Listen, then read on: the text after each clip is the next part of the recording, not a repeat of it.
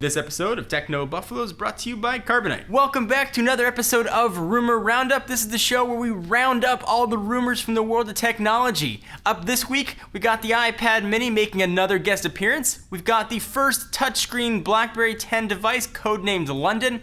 We've got rumors of the next Nexus device. And rumors are swirling of a very oddly designed Windows Phone 8 phone made by Microsoft. This is Rumor Roundup. I'm your host, John Rettinger. Let's go ahead and get started.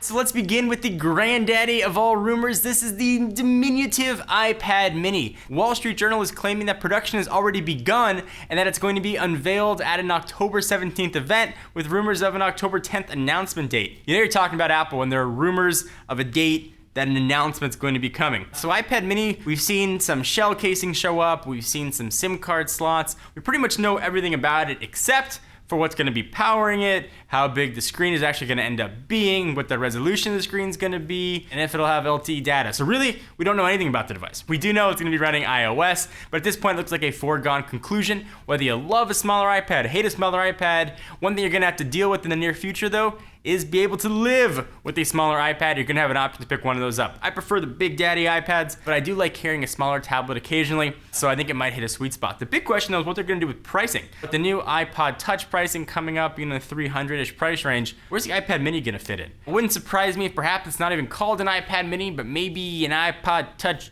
Grande. So the first BlackBerry 10 devices are coming sometime in the first quarter of 2013. We're hearing rumors of even January coming. We've seen what the operating system is going to look like, and it looks very impressive. I am once again excited about BlackBerry 10. The big question is going to be whether or not RIM can get developer support back for the new platform. Undoubtedly, it looks to be a very robust platform, a modern platform, something that RIM was really lacking. So I do hope they get a fighting shot, and it looks like people are going to be excited yet again about a BlackBerry device. But what's this software going to be running on? The first device is going to be part of an L series of lineup, and it's got a code named London. It's not just a city for the Olympics anymore, it's also a smartphone. And it looks like BlackBerry and RIM in particular is finally putting cutting edge specs into their devices. So if you like to get the latest and greatest hardware and the software to match it, you might want to take a look at the BlackBerry London. The BlackBerry London is going to ship with a TI OMAP 4 processor, support for 21 megabits per second HSPA+, and probably LTE here in the US, and support a 4.2-inch screen with a resolution of 1280 by 768. Also going to offer an 8 megapixel camera if you're capable of recording 1080p video, 2 megapixel front-facing camera, mobile hotspot support, and HDMI out. This thing is going to be a beast, and I'm really excited to see what RIM can do. There was a time before the iPhone, before Android, that I loved RIM, and I know I'm not alone. I would really be excited to see them get another chance, Phoenix-style rise from the grave, and perhaps compete for a really solid third place in the market share, which Thorsten Hines said they're really going for. They don't have any delusions anymore, I don't think, of the near future of taking over Android or taking over iOS's market share. They just want to take back their lost market share. I'm looking forward to seeing what RIM can do. The Galaxy Nexus has been kicking around for a little while now. It's seen a couple software updates. It's now rocking the latest and greatest Jelly Bean, but the holiday season is quickly upon us, and people don't want to give last year's gift. They want to give the latest and greatest. According to Android and me, we might see the next Nexus device in the next 30 days. Try saying that 30 times fast. Next Nexus device in the next 30 days. We've been hearing rumors sort of swirl up about a 5-inch Nexus 5 made by HTC. I've said in the past that if you want to get an Android phone, you want to be assured to get software upgrades, the Nexus device is really the best way to go. So if you've been waiting for a new phone, maybe you've been looking at an iPhone 5, a Galaxy S3, or maybe the Note 2, but you really want that pure, unadulterated Android experience, the next Nexus might be for you. We're hearing it's going to ship with a updated version of Jelly Bean, so not a totally new version, 4.1 point something.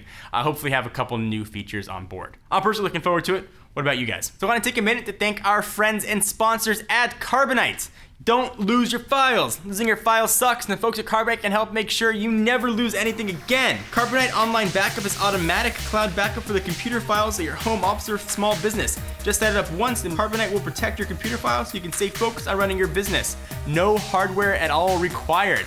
Kinda cool. With Carbonite, getting lost files back is easy. Your employees can even access their backed up files on their smartphone or iPad with the free Carbonite app. So if you're not near your computer and you want to access your files, just power up your smartphone or tablet, and you'll be good to go. Carbonite is the better backup plan for your home office or small business. Start your free trial of Carbonite at carbonite.com and enter offer code TECHNO, and you'll get 2 free bonus months if you decide to buy. That's carbonite.com, and the offer code is TECHNO. So let's stay in the mobile tablet-y world. We're hearing rumors that Microsoft is working on a unique design for a Windows Phone 8 device. Not sure what unique design is going to translate to. Maybe it'll be curved, or maybe it'll be like the Office and be pyramid shaped. It's yet to be seen. What's interesting about this is that Microsoft is working on their own Windows Phone 8 hardware. Microsoft has made their own reference designs for Windows 8. It's been the hardware they've shown at press conferences that you see projected up on a giant screen.